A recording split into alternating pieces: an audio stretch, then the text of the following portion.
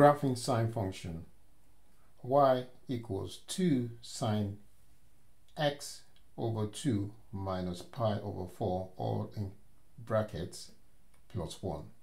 The general function of sine is y equals a sine open bracket bx minus c close bracket plus d, where a is the amplitude, b is the periodic function, c is the horizontal translation along the x-axis, d is the vertical translation along the y-axis. And to write down the equation again, y equals 2 sine x over 2 is basically a half x minus pi over 4, all in close bracket, plus 1. So b is a half,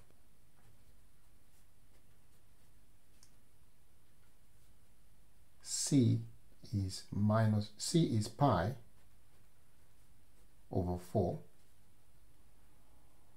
d is plus 1, and that implies that y equals 1, and 2, a equals 2. So the first thing we do is find the amplitude, which is modulus of a.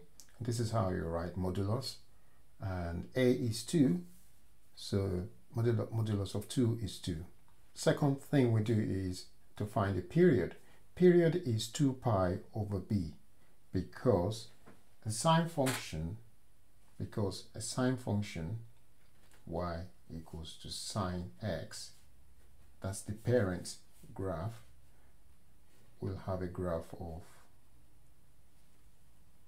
start from 0 all the way back to 2 pi. So the period here is 0 to 2 pi. And because b is 1, so 2 pi divided by 1 is 2 pi. So the period here is 2 pi. That's the period, is the function before it repeats itself. So that's where it's repeating itself every 2 pi.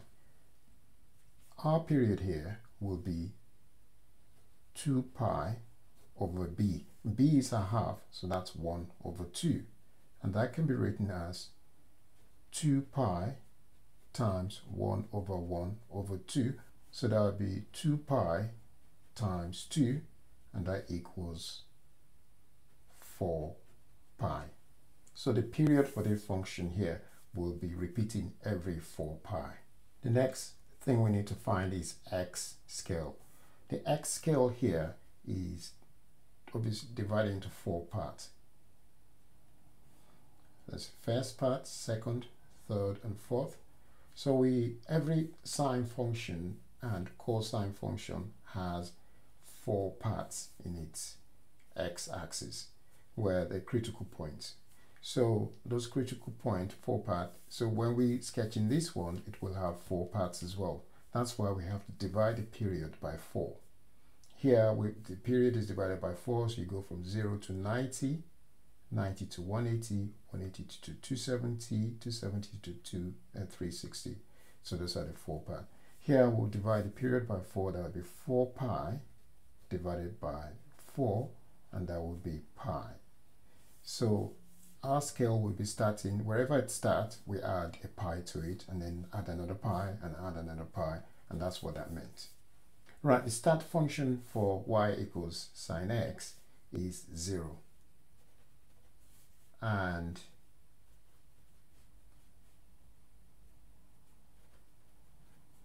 so that's the start function here. And so therefore, if we set x into 0, and the end function will be x equals to 2 pi. In our case, we don't have x, we have x over 2 minus pi over 4. So we have to set x over 2 minus pi over 4 to 0. Therefore, we take pi over 4 to the other side. So you get x over 2 equals pi over 4. And that implies x equals 2 pi over 4, which is pi over 2. And that is 90 degrees. So this is the shift our shift is 90 degrees. It's not shift by 45 degrees. Pi over 4 is 45, but the shift is pi over 2 because there's a b here which is stretching the curve function horizontally. So it's stretching it horizontally. The b is stretching the curve horizontally because it's between 0 and 1. So that means the function starts at pi over 2, and then we add pi to it for the next point, critical point, and then we add another pi for the next critical point, another pi again for the next critical point. So where the function ends in the first period, so the beginning of the first period is pi over 2, and the end of the first period is going to be, we set the brackets in the function to 2 pi, because that's where the end is 2 pi. Beginning is 0, end is 2 pi. So we rearrange these, we get x over 2 equals 2 pi plus pi over 4. That can be 2 pi. So I'm going to multiply this is over 1. So I'm going to multiply the top and bottom by 4. That will be 8 pi over 4 plus pi over 4. Now it's easy to add them together. So that's x over 2. Then again, x over 2 equals 9 pi over 4. So now I can find x. X equals, well, 9 pi over 4 times 2, so that'll be 18 pi over 4. And then there's 2 goes in each one of those, so that would be 9 pi over 2. So x is going to be 9 pi over 2.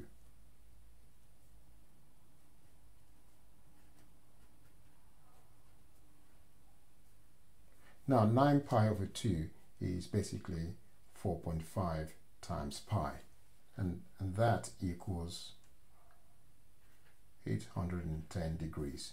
So the whole period is between 90 and 810 degrees, and it's got to be 4 pi. We also have the vertical translation. In this case, the vertical translation is d equals plus 1. That meant that the graph will be raised up by 1. The function will be raised up by 1, so that means y equals 1. That's where the curve would start, at y equals 1. Right, so I've got the Cartesian plane here. So I've got pi here, so we're starting from pi, 0 degrees pi, 2 pi, 3 pi, 4 pi, 5 pi, and minus pi, minus 2 pi, minus 3 pi. Then this line here is y equals to 0, but the curve is actually going to be raised by 1, so it will be on y equals 1. So that's where the function will be, y equals 1. So I'm going to plot 2 periods. The first point will be pi over 2. So this is pi over 2, and then y is starting from here, pi over 2. So that will be the first period. And then we add pi to it. So pi over 2 plus pi, we go to the next critical point. So the pi is the 2 little square boxes here. So that would be a pi there. So this would be pi added to pi over 2. And it would be going to, because it's 2 amplitude and you raise it by 1, so that would be 3. So it would be going to 3. And then coming down, we add another pi, so that would be that. And that will be going back to 1. Y equals to 1. And then we add another pi. Coming down, we'll be going to here, so that will be minus 1. Because the amplitude has to be 2. So that's 1, 2. Again, 1, 2. And then add another pi, so now we're going down back to y equals to 1. And that's the complete oscillation. So if to draw that, that would be going straight. So that's a turning point there. So do not use pen to draw, use pencil.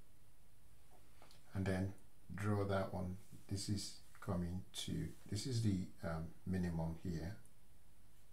So you bring that down, going to the minimum, and that goes up back to, so that's the first period. So this is 9 pi over 2. And then you need to go back to the negative side. So I'm going to add pi to it. So I'm going from there to there. That's a pi. So I'm adding a pi, so it will be coming down to the negative value here. So that will be -1. So just put that in. That's -1. And then from there, it's having another pi. We'll take it back to y equals to 1. So that's a turning point there, which is, let's just draw that with a blue pen. And so that is going back to, and then another pi, we take it to 3.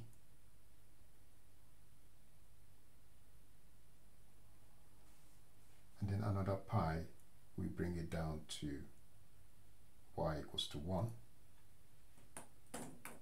So again, we start from there, we go up there,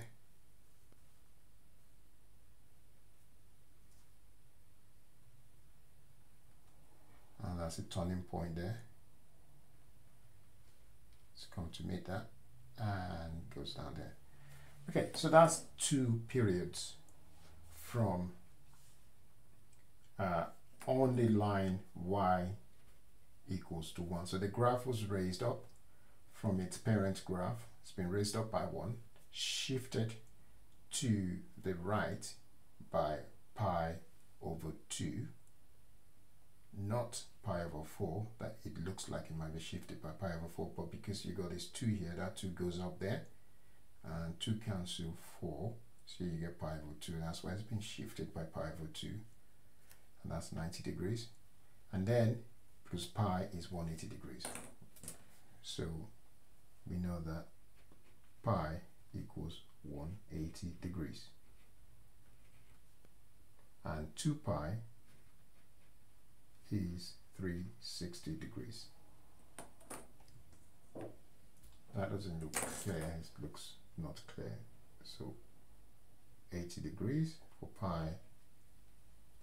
Right, so and that's the graph of y equals 2 sine open bracket x over 2 minus pi over 4 close bracket plus 1.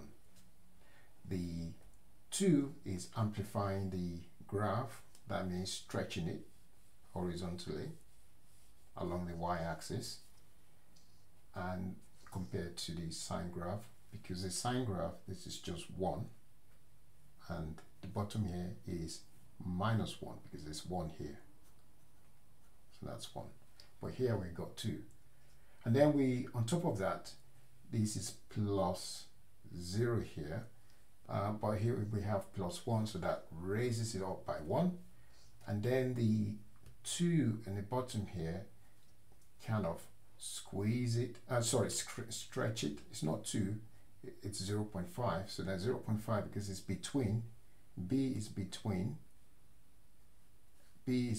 0 and 1. So what that does is it stretches the graph horizontally. That's what it does. And then the translation, obviously, by plus 1, just raise it up by 1. And that's it. That's what's happened. So we got translation, we've got